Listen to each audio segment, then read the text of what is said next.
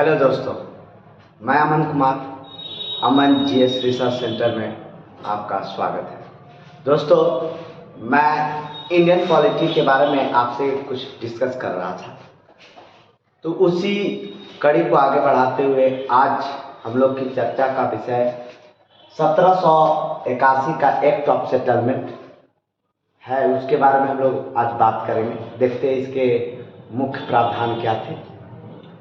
देखिए दोस्तों, सबसे पहले आप देख रहे होंगे कि ये यहाँ कारण लिखा हुआ है। कारण का मतलब हुआ कि एक्ट ऑफ सेटलमेंट 1781 में जो अधिनियम आया था वो क्यों आया था, उसके कारण क्या थे। तो यहाँ लिखा हुआ 1773 के रेगुलेटिंग एक्ट में सुधार।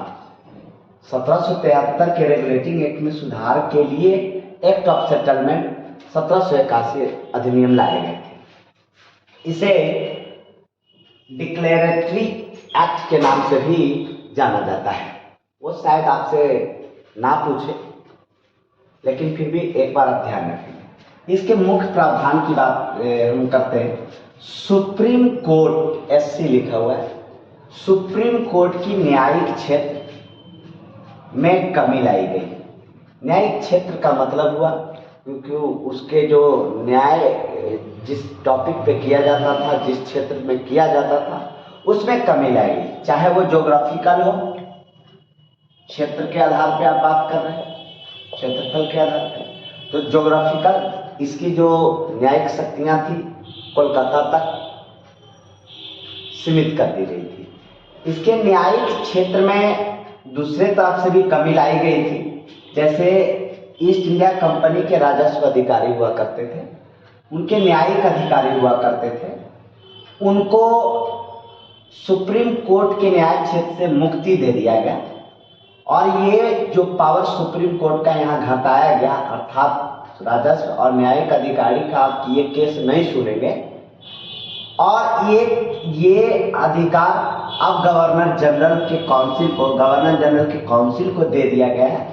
इसका सीधा सा मतलब हुआ कि सुप्रीम कोर्ट के न्यायिक क्षेत्र में कमी लाई गई थी, चाहे वो केस सुनने के संदर्भ में हो, चाहे वो न्यायिक ज्योग्राफिकल एरिया घटाने की बात हो।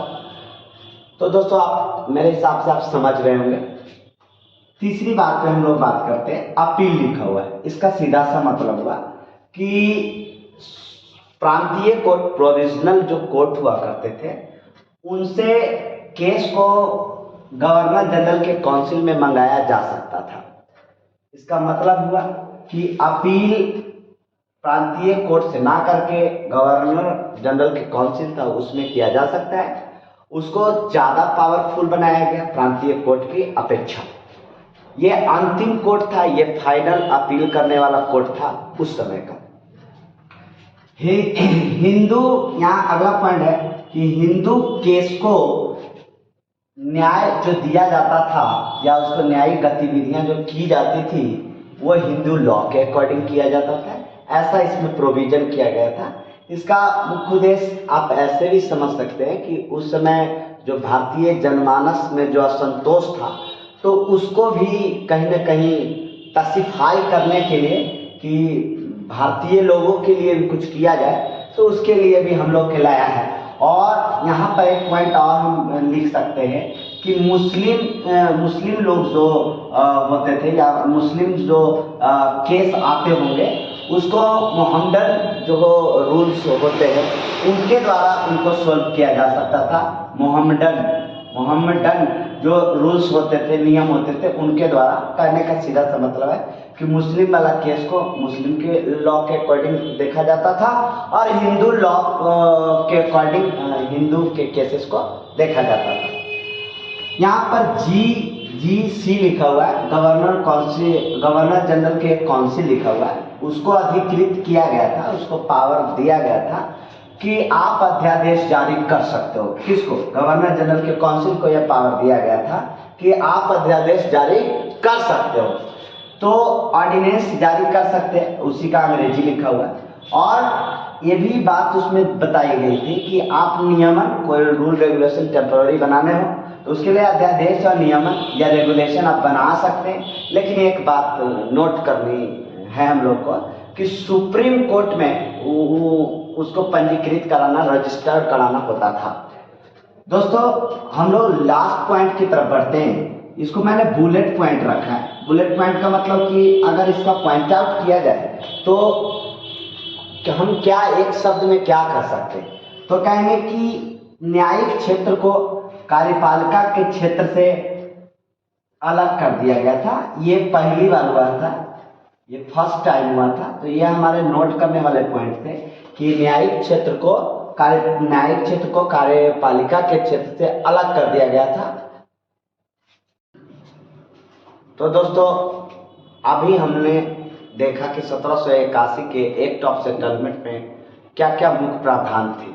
तो अब हम लोग को देखना है पिट्स इंडिया एक्ट 1784 के जो अधिनियम है उसमें क्या क्या मुख्य प्रावधान है। सबसे पहले आपके मन में क्वेश्चन होगा पिट्स क्यों लिखा है। तो पिट्स उस समय के तत्कालीन ब्रिटिश प्राइम मिनिस्टर थे, उस समय के ब्रिटिश प्राइम मिनिस्टर थे, उन्हीं के शासनकाल में लाया गया था। और क्यों लाया गया था? 1773 के रेगुलेटिंग एक्ट और 1781 के एक्ट ऑफ सेटलमेंट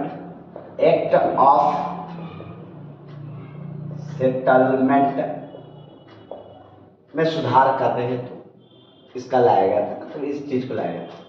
इसके मुख्य प्रावधान के बारे में हम लोग देख लेते हैं। ईस्ट इंडिया कंपनी के ऊपर ब्रिटिश सरकार की सर्वोच्चता स्थापित की गई, अर्थात ब्रिटिश सरकार के ऊपर कोई है, ब्रिटिश सरकार किसी के ऊपर है तो वो ईस्ट इंडिया कंपनी के ऊपर है। दूसरी बात हम देख सकते हैं कि ईस्ट इंडिया कंपनी के राजनीतिक कार्यों को और वाणिज्यिक कार्यों को अलग कर दिया गया और राजनीतिक कार्यों को कंट्रोल करने हेतु बोर्ड ऑफ कंट्रोल, यहाँ लिखा हुआ है बोर्ड ऑफ कंट्रोल का गठन किया गया था 1784 के पिट्स इंडिया एक्ट में। और वाणिज्यिक कार्यों को अलग करने के लिए, उसको देखने के लिए पहले से ही 1773 में कोर्ट ऑफ डायरेक्टर की फॉर्मेशन किया जा चुका था। तो इससे पॉइंट ये निकलता है कि दो कार्यों को करने हेतु दो संस्था का निर्माण किया गया था।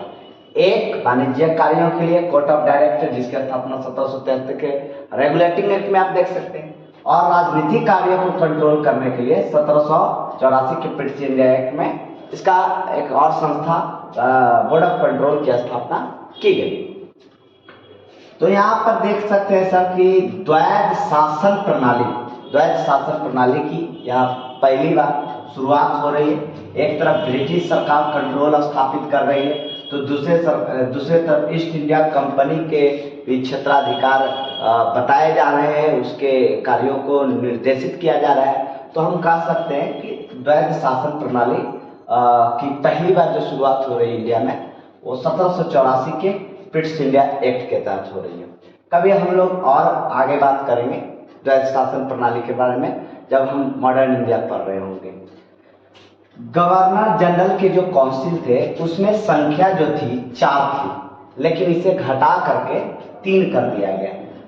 ऐसा इसीलिए किया गया कि गवर्नर जनरल को अपना डिसीजन लेने में सहूलियत हो, प्रभुत्व स्थापित हो, डिसीजन लेने में उनकी डोमिनेंसी हो।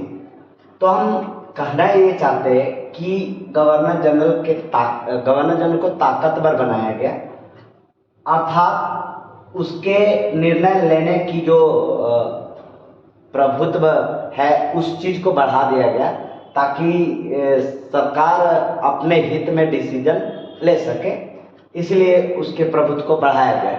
गवर्नर जनरल को मतलब उसके पावर को इंक्रीज किया गया है, आप ऐसे कह सकते हैं।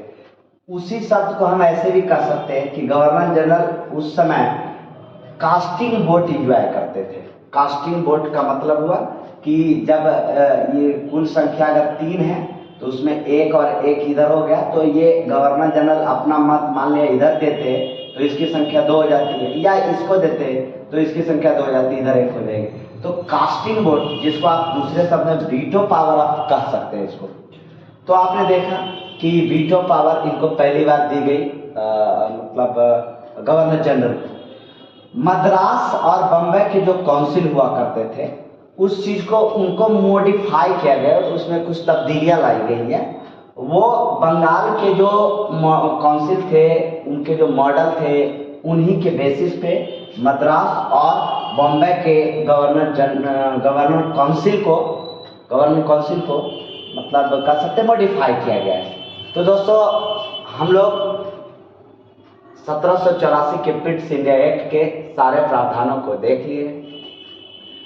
हम लोग ये भी जानते हैं कि हम लोग संवैधानिक विकास अध्याय 1 पढ़ रहे हैं, अध्याय 1 पढ़ाई कर रहे हैं। हम लोग संवैधानिक विकास कैसे हुआ उस चीज़ को समझ रहे हैं। मैंने आपके साथ 1773 का रेगुलेटिंग एक्ट, 1781 का एक्ट ऑफ सेटलमेंट और 1784 का पिट्स इंडिया एक्ट के बारे में डिटेल से चर्चा किया। तो दोस्तों आप लोग को ये काफ़ी सहायक रहा होगा।